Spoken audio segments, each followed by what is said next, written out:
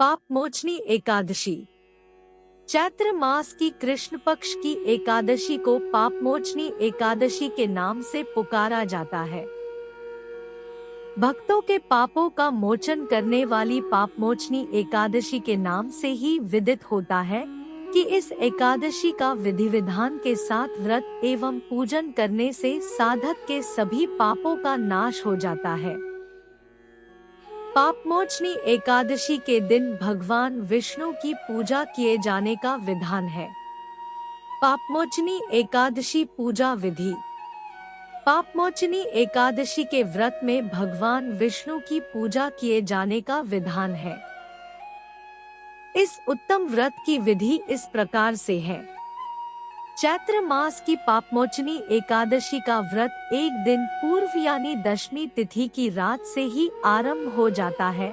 दशमी की रात से ही मनुष्य को ब्रह्मचर्य का पालन करना चाहिए और संयमित आचरण करना चाहिए। पापमोचनी एकादशी के दिन प्रातःकाल स्नानादि नित्य क्रिया से निवृत्त होकर स्वच्छ वस्त्र धारण करें। पूजा स्थान पर भगवान का ध्यान करके पापमोचनी एकादशी के व्रत का संकल्प लें। पूजा स्थान पर एक वेदी का निर्माण करें और उस पर उड़द, मूंग, गेहूं, चना, जौ, चावल और बाजरा रखें। इस व्रत की पूजा में सप्तधान की वेदी या सप्तधान से घट स्थापना की जाती है। फिर एक कलश में जल भरकर वेदी पर रखें। उस कलश में आम या अशोक के वृक्ष के 5 पत्ते लगाएं। तत्पश्चात वेदी पर भगवान विष्णु की प्रतिमा या चित्र स्थापित करें। साथ ही भगवान गणेश की प्रतिमा भी स्थापित करें। धूप दीप जलाकर सर्वप्रथम भगवान गणेश की पूजा करें। उनके सिंदूर लगाएं, रोली चावल से तिलक करें, फल फूल व दूर्वा चढ़ाएं, जनेऊ चढ़ाएं और भोग लगाएं।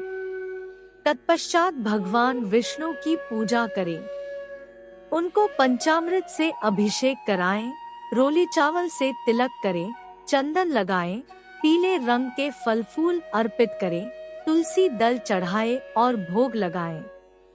विष्णु सहस्त्रनाम का पाठ करें। इसके बाद पापमोचनी एकादशी व्रत की कथा पढ़े या सुने। इसके बाद धूप दीप से भगवान विष्णु की आरती करें। संध्या पूजन के समय भगवान विष्णु की आरती करने के पश्चात फलाहार ग्रहण करें।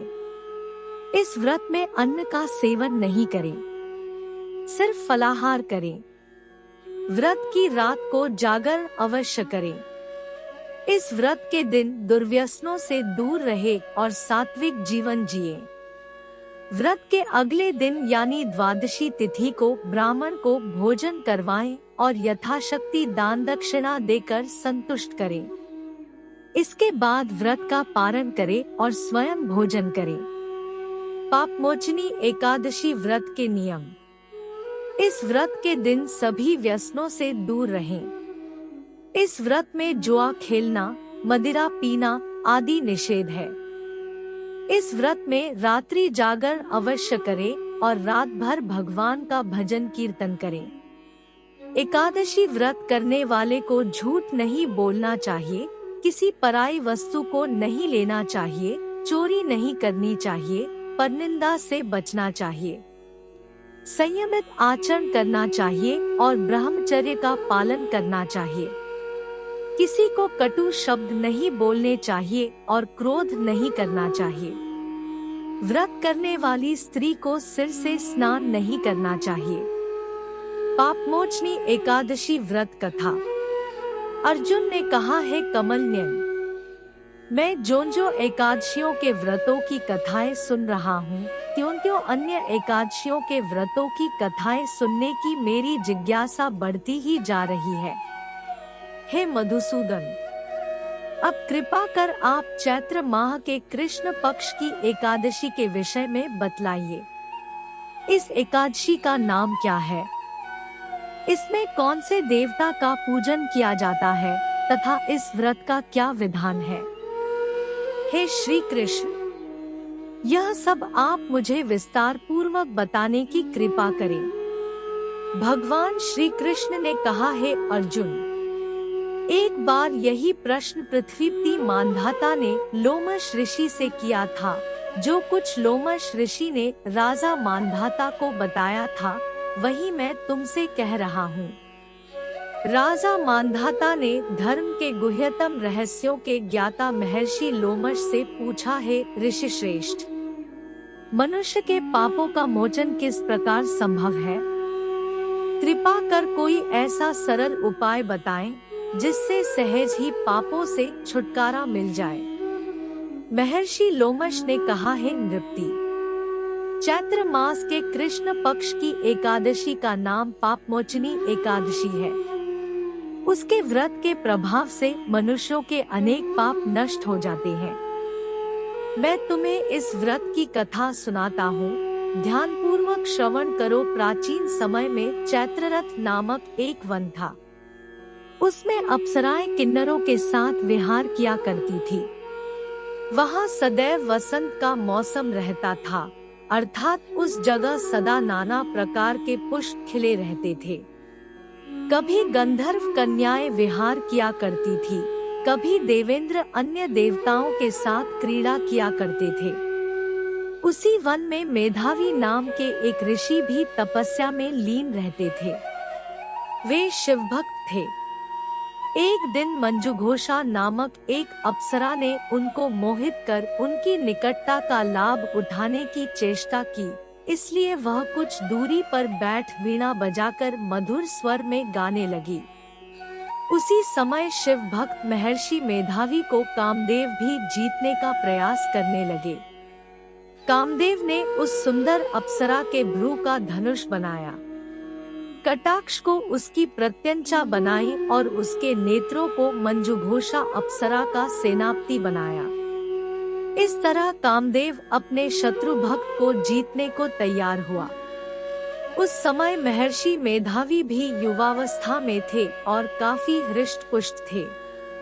उन्होंने यज्ञोपवीत तथा दंड धारण कर रखा था। वे दूसरे कामदेव के समान प्रतीत हो रहे थे।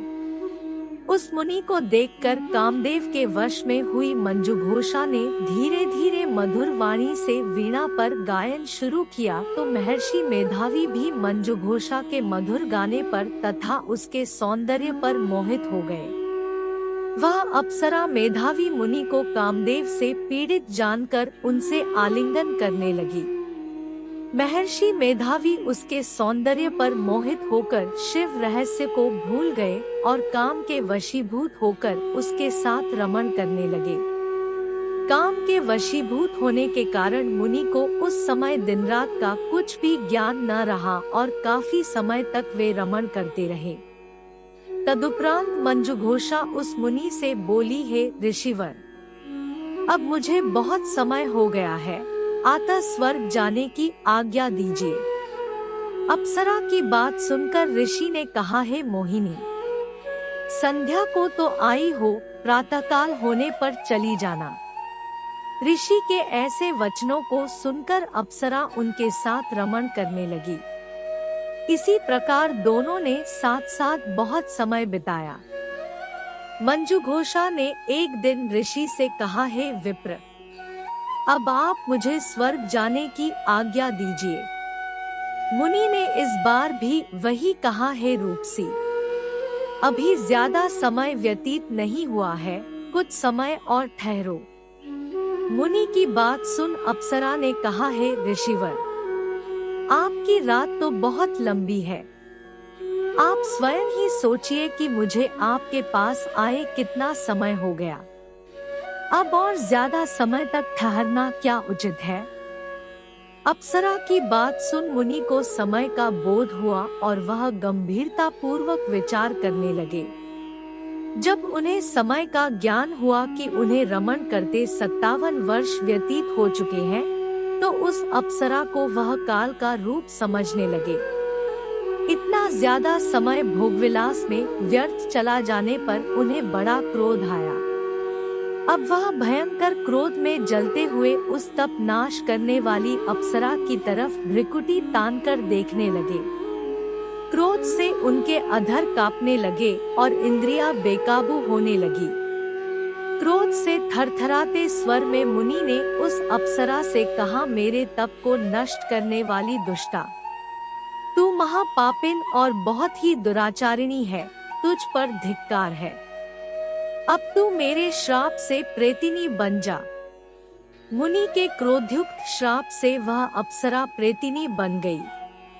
यह देख वह व्यथित होकर बोली, हे ऋषिवर, अब मुझ पर क्रोध त्याग कर प्रसन्न होइए और कृपा करके बताइए कि इस श्राप का निवारण किस प्रकार होगा।